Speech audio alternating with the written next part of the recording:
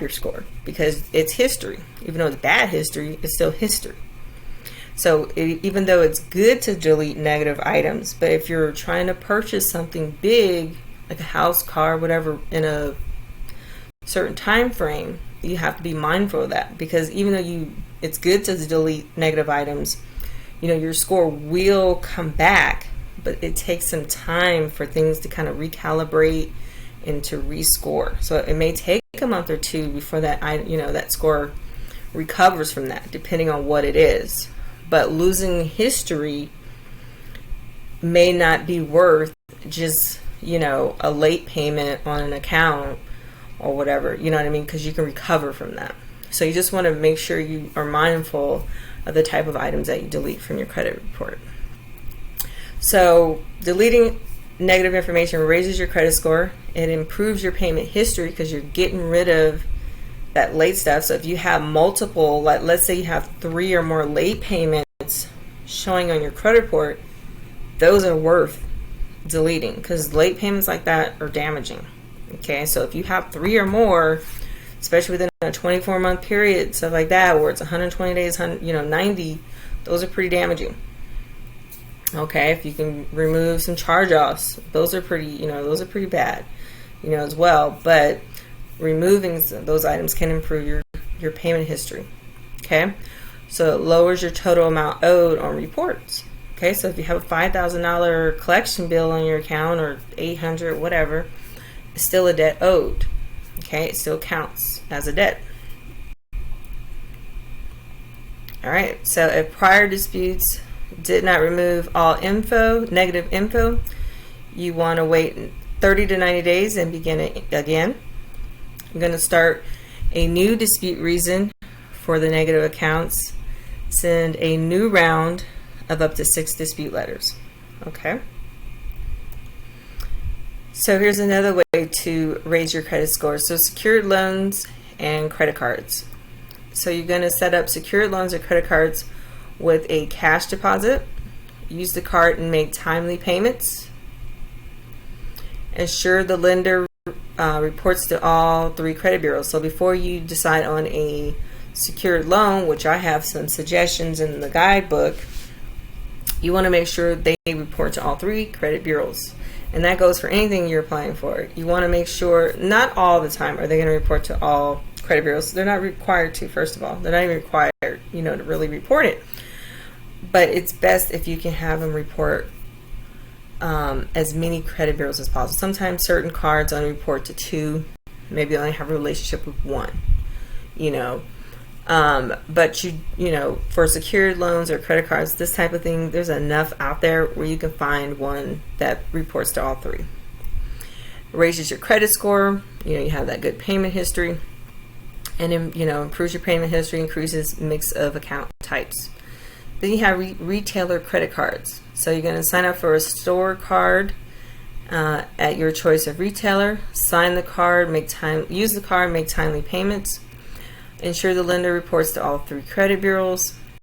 This will help raise your credit score, improves the payment history, and increases the mix of account types. Remember, we talked about how having a mixture of account types also is part of your credit score. Okay, I do have a couple retail cards that I can suggest for you. You can find that in the guidebook as well. Authorized users. Okay, so you can become an authorized user on a credit card of a relative with good credit history. So if you have grandma or mom or something like that, you can say, hey, I'm trying to work on my credit. I'm trying to get a house. If you don't mind, can I borrow your credit? I mean, maybe you want to buy them some food, some type of incentive for this, but say, hey, I don't need the credit card because this can, nobody wants to take that kind of risk for the most part, and say, hey, I don't need the credit card. You hold the credit card. I just need to be added onto the card so I can just piggyback off your credit to help boost my credit score. Especially if you don't have any positive history, all you have is bad history. You got to get something on there to offset all that negative stuff, okay? And start adding some new history on there. So that's one thing you can do that's easy. So it adds the entire history of accounts to your credit report. So that entire credit history for that person gets added onto your credit report, okay? So it doesn't quite factor in as much as like account that you actually have in your name, but it does help boost your credit score. Okay, it helps raise your credit score, improves payment history, potentially increases credit history length. Okay, payment credit for rent or utility bills. So you can sign up for a service that reports rental or utility bill payments info to your credit bureau. So this is another way you're already paying for it. You're already paying your rent. You're already paying your water, your power bill, or whatever you have. So you can report that history. And the good thing with the rental is most of the companies that I know about, they only report the positive payment history. So maybe you're a little skeptical. You've been paying rent for the last 2 years, but you know what? You were late one of those months. So they typically just report the positive history. You want to read over their information to be sure, but I do have some companies that I suggest for you for the rental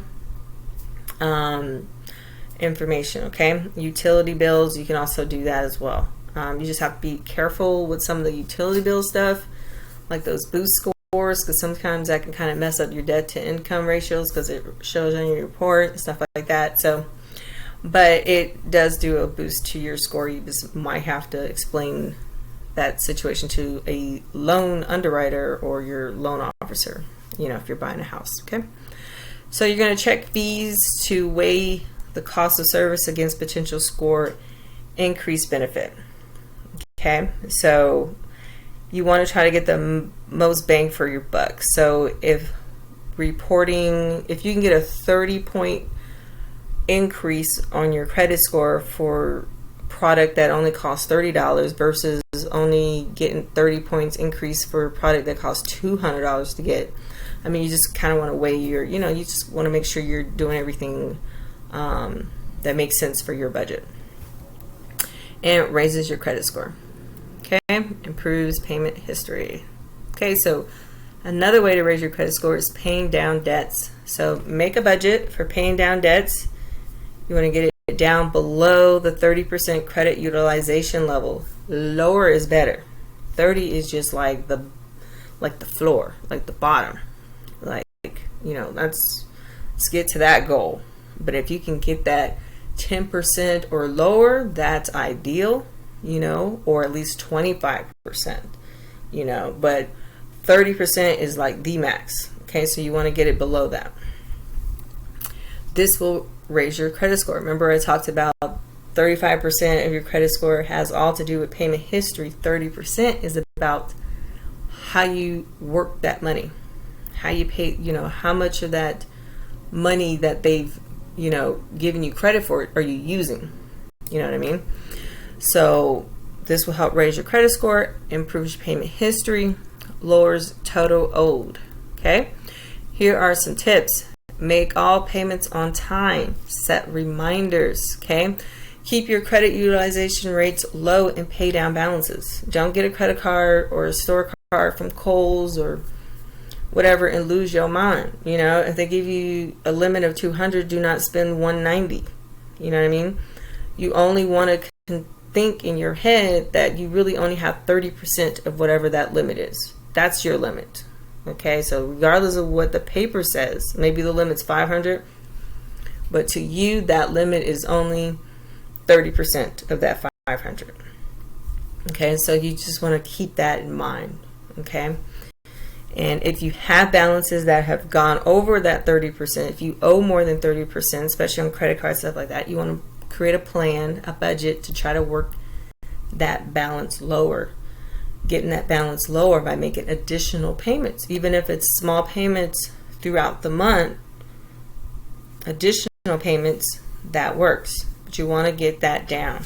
Okay, you want to work on items that have the highest interest rates first, if you can, if the highest interest rate's not too high or whatever, but you want to get those items that have the highest interest rates paid off or paid down as your priority, and then kind of work your way down. Okay, so you want to request an increase to your credit limit. So if you already have credit cards or you already have accounts, it is better to just increase the credit limit on the card you presently have than it is to go out and get a new credit card and lowering the age of your credit. Okay? So if you can, it is better to get an increase. Ask the people who have already given you credit if they will grant you more credit. Only try to get additional credit if you need it or can't get it increased. Obviously, if you can't get it increased, then okay. So you want to keep older accounts open even if you don't use them. Okay, so you want to keep that history. You don't want to close the accounts because closing accounts lowers your score. So you want to keep those older accounts because remember I said the age of your accounts also factors into your credit score. So you don't want to just close accounts that you've been paying for, because you're not using them. Cut up the card if you're tempted. Put the card in the freezer, like they say, put it on ice, lock it away, put it in a safe deposit box. Whatever it is, don't close that account. Or if you need to, just use it once a year, whatever, so you have some activity and they don't close it on you. You know what I mean? So if you use it every now and then, even for small purchases, that way they don't close the account for non-activity. So you want to be selective about opening new accounts. You want to diversify your mix of account types. So why does it even matter, right? So your credit score impacts your ability to obtain a loan, okay? And how much interest you might pay on that loan. So you and a friend might be driving around the same car. You both might have Toyota Corollas. Your car payment is almost $500 a month. She's paying $2 something. You know what I'm saying? So it impacts you, okay? If you get hired for a certain job, maybe you want to get into finance or something like that. They're not going to want to hire somebody who can't manage their own finances to be over-financing or something like that, depending on the type of company. Or securities or whatever it is, okay? Renting a home. They may not want to, want you as a renter if you can't pay your bills. They may not be able to sleep at night knowing that their mortgage is going to be able to get paid, or they're going to have to worry about 2 mortgages because your credit's horrible. You have a history, so it makes people question if they can trust you. All right, so higher credit scores qualify you for lower interest rates, as we spoke about earlier. You can save tens of thousands of dollars over the life of just one loan. So here are your tasks. Here's your homework. Complete the following steps. So you're going to obtain your current credit score. Okay.